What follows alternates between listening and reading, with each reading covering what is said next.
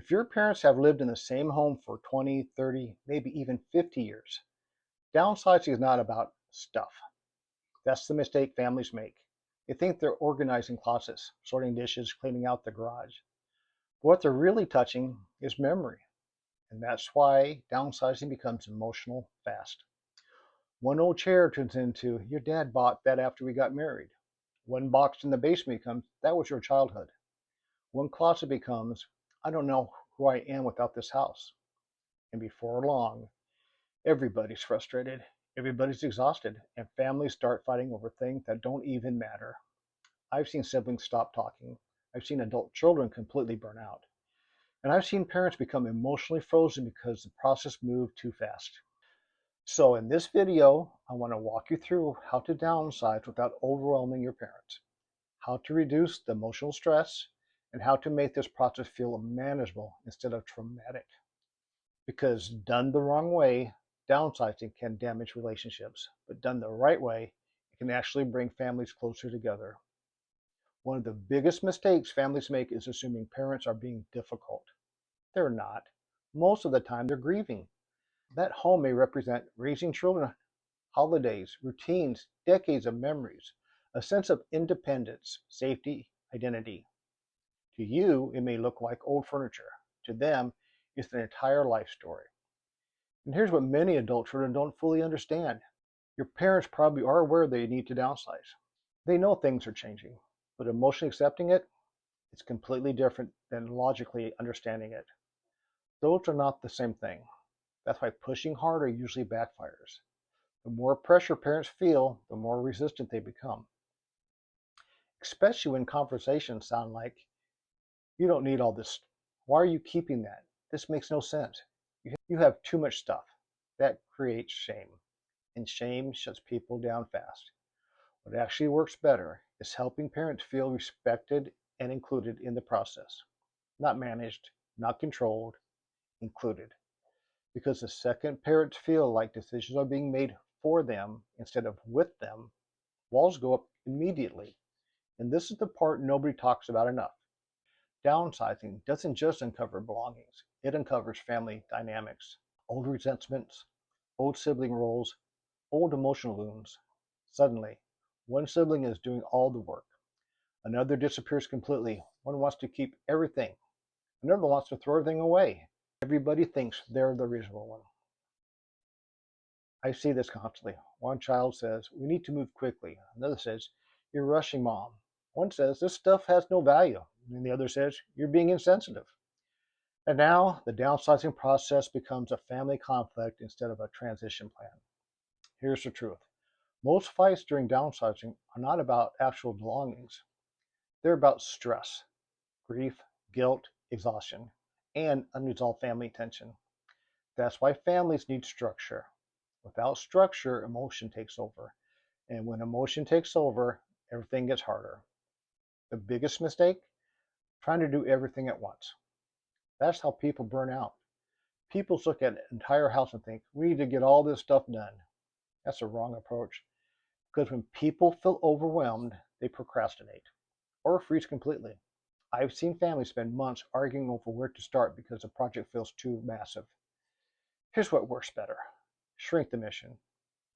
Don't focus on the whole house. Focus on one small area at a time. One drawer, one shelf, one closet, one room. That's it.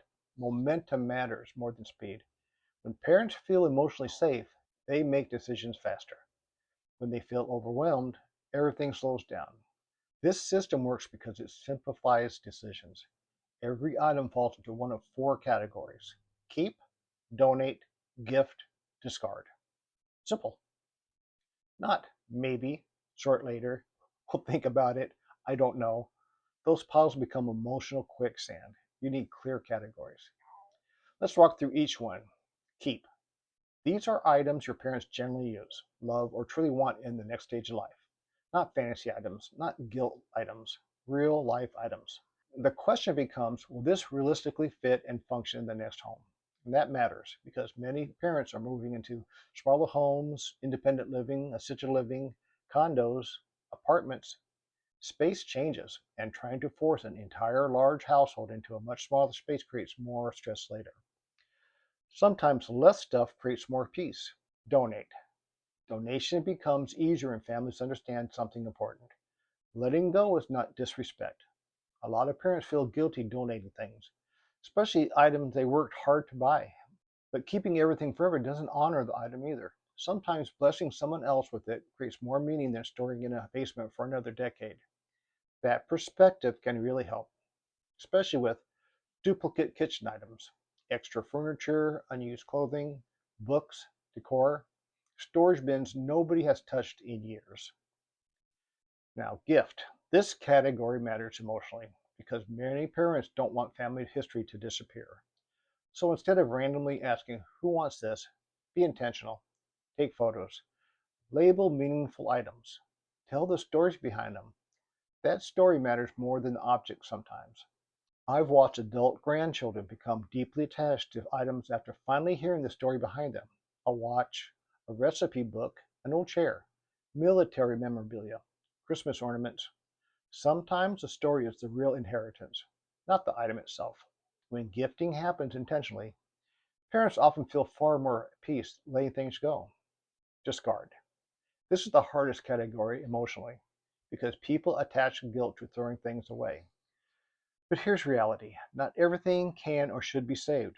Some things are broken, damaged, expired, unsafe, or simply no longer useful. And families spend unbelievable amounts of emotional energy trying to preserve things that realistically need to go. That becomes exhausting. Sometimes progress requires permission to let things end. This is critical. Do not turn downsizing into a marathon weekend. Families do this all the time. Everybody shows up Saturday morning with coffee and garbage bags thinking, today we're cleaning out the house. And by noon, everybody's emotionally drained. Your parents are exhausted. The family is frustrated. Arguments start. Nothing productive happens. Downsizing works better in smaller sessions, a few hours at a time. That gives parents emotional recovery space. Remember, decision fatigue is real. Every object requires emotional energy. Keep, donate, gift, discard. Over and over and over. That becomes mentally exhausting fast, especially for seniors. Smaller sessions create better decisions. And this part matters. Your parents are not just losing belongings, they may feel like they're losing independence, identity, control, routines, familiarity, and that's heavy emotionally. And many seniors are terrified to say that out loud because they don't want to burden their children. So instead, they resist the process, or become stubborn, or emotional, or indecisive.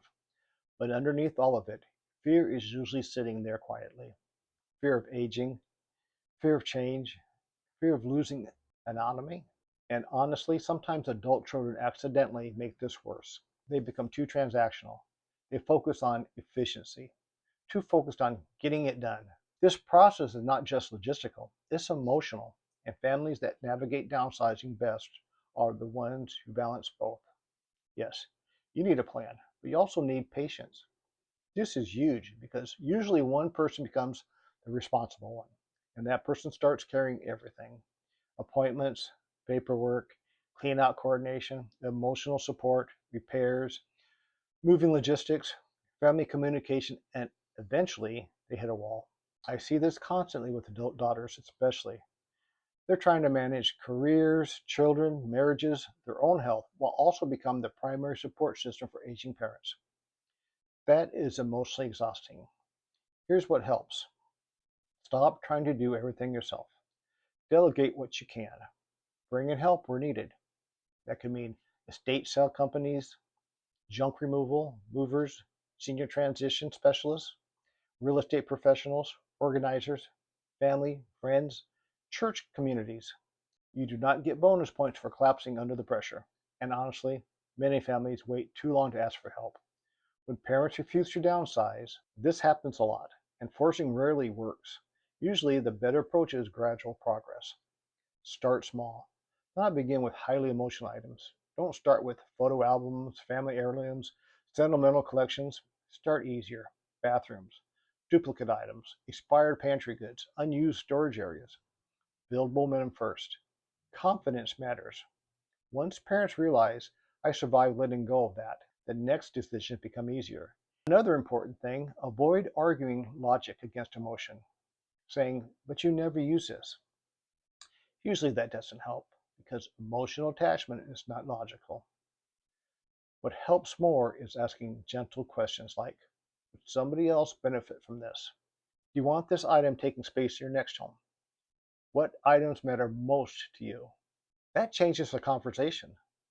This is important. Families often think we need to make the perfect decision on every item. You don't. That mindset slows everything down. The goal is progress, not perfection. And honestly, there will probably be some emotional moments no matter how carefully you handle it. And that's normal. Sometimes tears happen. Sometimes grief hits unexpectedly. That doesn't mean the process is failing. It means your parents are human. And one of the best things families can do is stop treating emotion like a problem that needs to be fixed immediately. Sometimes people simply need space to feel what they're feeling. If your family is walking through downsizing right now, I want you to remember something. You're not just managing a house transition, you're managing a life transition, and those are very different things. The belongings are the visible part, but underneath it, there's identity, grief, change, fear, family dynamics, and emotional exhaustion. That's why compassion matters so much here. The families that do the best are not the ones who move fastest. They're the ones who stay patient with each other. Start small, use structure, take breaks, ask for help sooner, and remember, the goal is not to preserve every object. The goal is to preserve relationships and reduce stress during a difficult transition. And if your family needs help navigating, downsizing, preparing a home for sale, senior transitions, clean-out planning, timing the move, or understanding the housing options available, that's exactly what I help families with every day. You don't have to figure this out alone. Now, if you found this video helpful, please hit the thumbs up and subscribe. It's free. My next video will be 7 signs it may be time for assisted living. Thanks, and I'll see you in the next video.